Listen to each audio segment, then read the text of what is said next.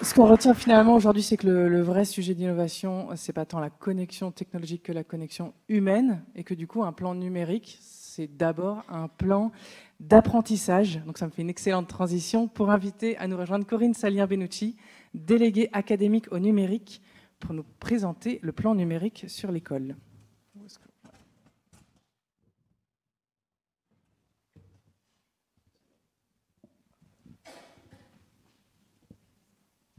Non, non, je vous accueille.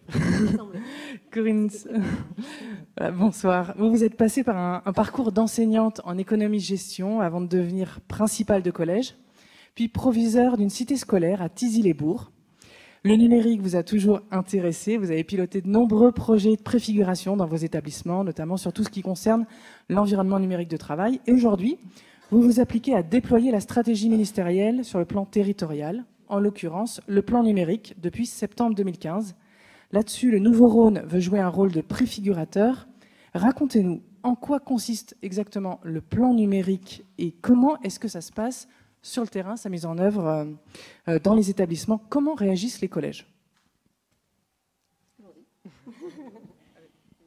Bien, donc bonsoir à tous et à toutes. Merci d'être présents. Donc voilà, je vais vous faire un petit débriefing de ce qui se fait au niveau national, mais je vais faire comme Monsieur Avisetti, je vais descendre parce que je vais appuyer sur une souris régulièrement, et puis surtout c'est beaucoup plus animé lorsque l'on est debout. Voilà. Alors tout d'abord, le slogan du ministère aujourd'hui. Voilà, je vais faire tout comme Monsieur Avisetti finalement. Voilà, l'école est entrée dans l'ère du numérique, donc ça ne vous a pas échappé. Ça ne nous a pas échappé, bien évidemment, parce que nous sommes, nous, une des dernières générations à avoir connu le avant. Nos élèves, eux, non. D'ailleurs, ça crée quelques petites frictions, confrontations avec nos enfants à la maison, première chose, et puis avec nos élèves à l'école. Alors, comment cela, décidément, excusez-moi. Voilà, donc des équipements identiques aux équipements que nous avions à la maison sont en train d'entrer à l'école, et notamment tout ce qui est équipement dit nomade, les tablettes, les smartphones. Donc nous commençons à les utiliser nous à l'école, mais il y a bien longtemps, enfin dès que ça a été créé, nos élèves sont arrivés avec à l'école, et les professeurs également avaient leur propre matériel. Et donc nous, à l'Éducation nationale, nous sommes en train de nous adapter à cela et essayer d'avancer vite là-dessus parce que les technologies vont vite. Alors, le mécanisme des apprentissages, du coup, des élèves s'en trouve modifié. Oui, parce qu'aujourd'hui, ils travaillent plus sur des notions de partage, sur des notions qu'ils trouvent via les réseaux sociaux, sur le travail via les réseaux sociaux également. Et nous, à l'Éducation nationale, eh bien, nous devons nous adapter à ça. Et grâce au numérique, finalement, nous envisageons de travailler de façon différente avec nos élèves, ne serait-ce que dans l'organisation de la classe, puisque travail collaboratif signifie aussi environnement qui évolue. Donc nous devons développer de nouvelles compétences. Alors comme l'a souligné Monsieur Avisetti, effectivement, de très nombreuses compétences à acquérir parce que nos élèves, vos enfants, nos enfants sont très bons pour aller voir une vidéo. Cyprien est vraiment quelqu'un qui fonctionne bien sur YouTube. Tous nos élèves connaissent tout de lui, mais ils ne connaissent pas, ils connaissent que l'aspect ludique, on va dire. Donc nous devons leur apprendre des choses qui vont leur être utiles, des activités qui seront utiles pour apprendre à l'école, mais également pour s'insérer dans la société et intégrer des entreprises, des industries et la vie active. Alors, on a une forte volonté politique dans notre pays et les collectivités territoriales suivent de très près tout cela. Bien évidemment, dans les établissements scolaires, que ce soit les écoles ou les EPLE, EPLE, ça veut dire collège et lycée. Les équipes sont très impliquées là-dedans. Alors, comme l'a dit Monsieur Avisetti, ça prend un peu de temps. Il faut que le professeur s'imprègne, il faut qu'une routine arrive. Tout ne se fait pas du jour au lendemain, mais en tout cas, à l'école, à l'Éducation nationale, on est en train d'utiliser ces outils pour que les apprentissages des élèves soient adaptés à ce à quoi ils vont être confrontés dans la vie active. Alors des enjeux nombreux, alors tout d'abord pour les élèves, savoir trier une ressource, savoir faire des choix, lorsque des bandeaux s'éclairent partout, savoir où se diriger, ça c'est une des premières choses que nous avons à faire. Nous devons leur apprendre à être adaptables, hein, bien sûr, et puis des termes qui sont à la mode comme l'agilité. Oui, parce que notre monde, il est en évolution, le numérique fait partie de cela, ça va très vite, le numérique, les outils, mais également les usages. Hein. Une tablette, au début, quand elle est sortie, on ne faisait pas tout ce que nous faisons aujourd'hui avec. Et cette agilité, eh bien, nous devons apprendre à nos élèves à s'y adapter, parce que quand ils vont entrer dans la vie active ensuite, voilà, ils vont être confrontés à cela. De nouveaux métiers, enfin, vous l'avez entendu, et c'est d'ailleurs vrai, des métiers vont disparaître par l'arrivée du numérique, et puis d'autres vont émerger. Et donc, à l'Éducation nationale, nous devons être tout à fait à même de préparer nos élèves à intégrer ces nouveaux métiers, à être prêts au moment où on aura besoin d'eux dans notre société. Et puis pour les enseignants, eh bien, c'est une nouvelle approche de l'élève. Alors nous, c'est quelque chose que l'on prône beaucoup à l'Éducation nationale, hein, parce que notre ministre le souhaite, mais on pense vraiment qu'elle a raison. Un travail avec l'élève autour d'une co-construction pédagogique, avec du travail collaboratif. Grâce au numérique, nous essayons de faire en sorte qu'il y ait vraiment une relation élève-élève, élève-enseignant, enseignant-enseignant qui change, avec plus de collaboration entre eux. Alors des outils servent à cela. Il y a des plateformes, il y a des ENT qui sont mis en place depuis quand même pas mal d'années. Et aujourd'hui, l'arrivée des tablettes, par exemple, favorise tout cela. Ah ben, voilà. Donc voilà, la volonté politique, je vous en ai parlé, mais c'est quand même très important. Ça fait partie, le président de la République souhaite que le numérique soit mis en avant à l'Éducation nationale. Bien sûr, la ministre de l'Éducation aussi. Et surtout, sur le terrain, puisque les financeurs sont quand même les collectivités territoriales, hein, puisque ce sont eux qui ont cette mission. Ben, les collectivités suivent très bien. Donc l'objectif de tout cela, bien, c'est ce dont vous parliez également, hein, c'est qu'il y ait une équité territoriale et sociale.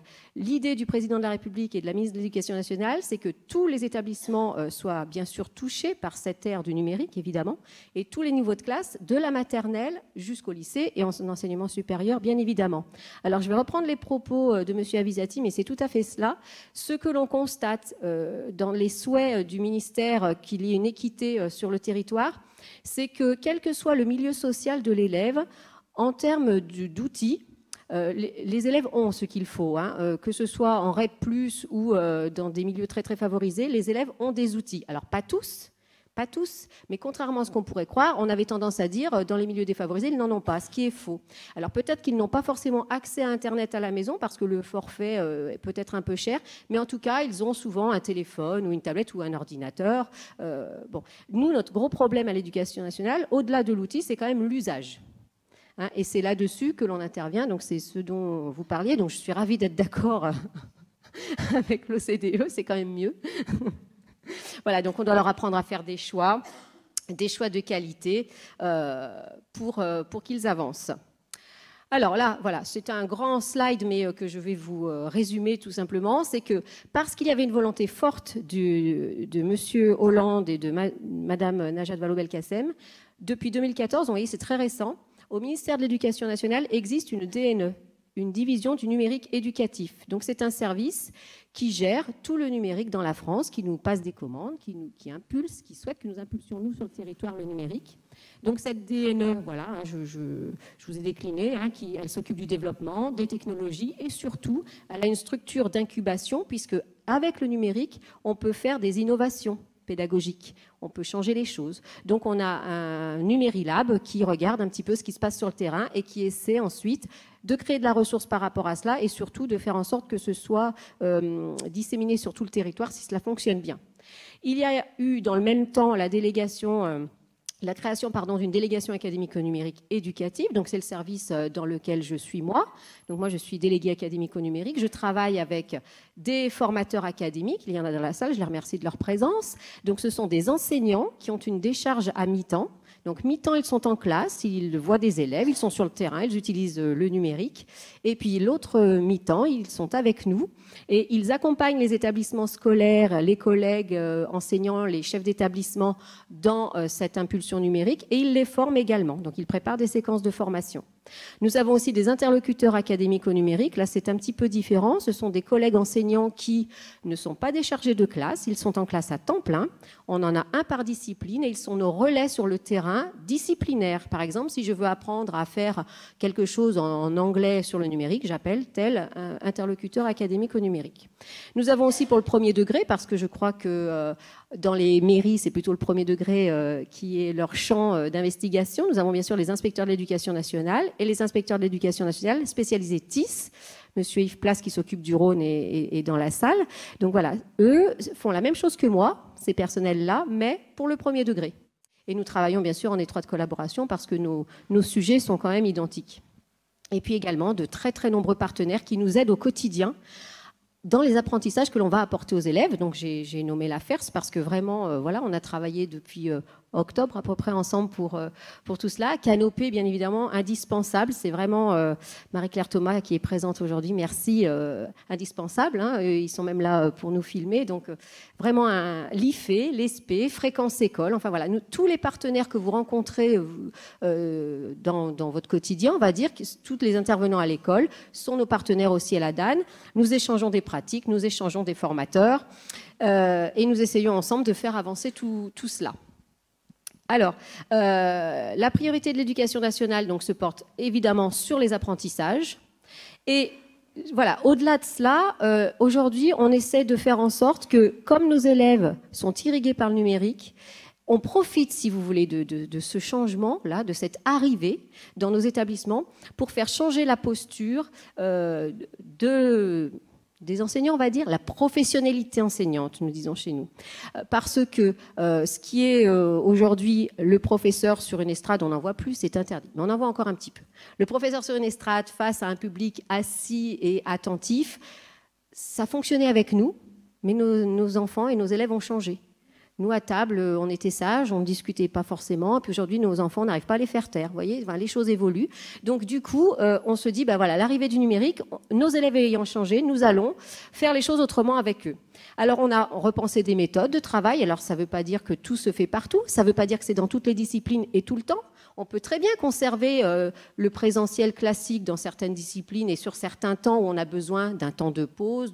Voilà. Et puis, on organise aussi dans certaines disciplines des temps différents avec, par exemple, des classes, les élèves sont assis en rond. On a des belles chaises Node qui sont arrivées. On trouve ça très bien. Du coup, les programmes aussi ont été revus, notamment dans le collège, dans le socle commun des élèves de collège. Le numérique, maintenant, est inscrit dans toutes les disciplines et dans tous les piliers du socle. Auparavant, nous avons un pilier qui validait. D'ailleurs, on donnait une attestation à l'élève à la fin de son collège. Ça n'existe plus. Tout est intégré dans le socle commun de connaissances et de compétences. Et tous les enseignants sont concernés par le numérique. C'est un changement. Nous produisons de nouvelles ressources. Alors, il y a énormément de ressources numériques pour les élèves, pour les parents, pour les enseignants également. Et celles qui existent, c'est très bien, mais nous en produisons aussi sans cesse par rapport à nos nouvelles expérimentations en classe, par rapport aussi à des travaux élèves qui nous permettent de faire de la diffusion parce qu'ils font des choses de qualité.